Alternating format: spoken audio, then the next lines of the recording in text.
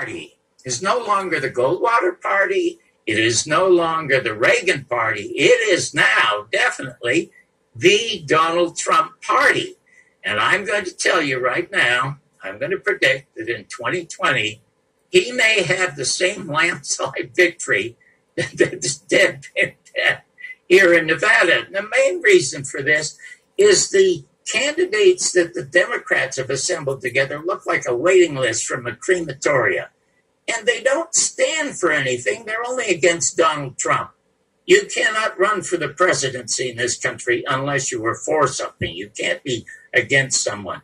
And the thing that I am hoping for, when Donald Trump gets his second term, he may do a couple of things that truly will make America great again. The most important comes from that quote that you mentioned at the top of the show, Thomas Jefferson.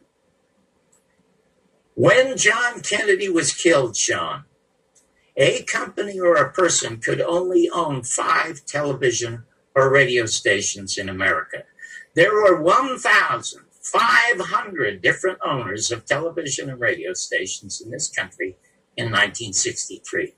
The worst president in American history, Bill Clinton, signed that dreaded Communications Act. First of all, aside from killing Glass-Steagall, which allowed the recession to happen in 2008, aside from signing NAFTA, which sent all our productions overseas, which Donald Trump is now trying to correct, this dreadful Communications Act put 95% of all the media into the hands of 6 corporations, all of whom have government contracts, and they're not going to bite the hand that feeds them.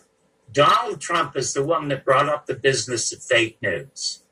I am waiting for him to get his second term, or I'm waiting for some great host like yourself or great newspaper man to say to him, Mr. Trump, why don't you use your pen, sign an executive order repealing the Communications Act?